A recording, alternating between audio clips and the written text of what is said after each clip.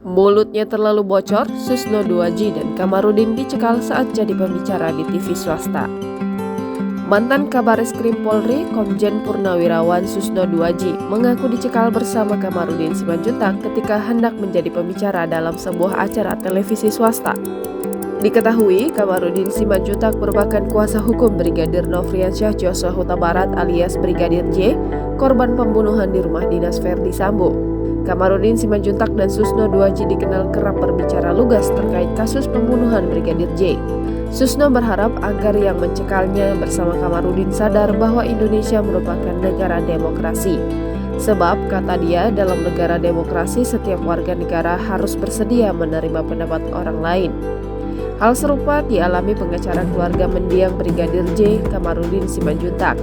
Kamarudin dicekal dalam program yang sama dengan Susno 2G. Keduanya dilarang untuk masuk di acara televisi yang akan membahas sidang Verdi Sambo CS. Kamarudin menjelaskan dirinya sudah tiba di stasiun televisi. Namun, dia dan Susno 2G tiba-tiba dibatalkan untuk tampil. Padahal acara catatan demokrasi di TV One itu tetap berlangsung dengan tema dan pembicara yang sama, kecuali Kamarudin Simanjuntak dan Susno 2G. Jangan lupa subscribe, share, komen, dan like ya.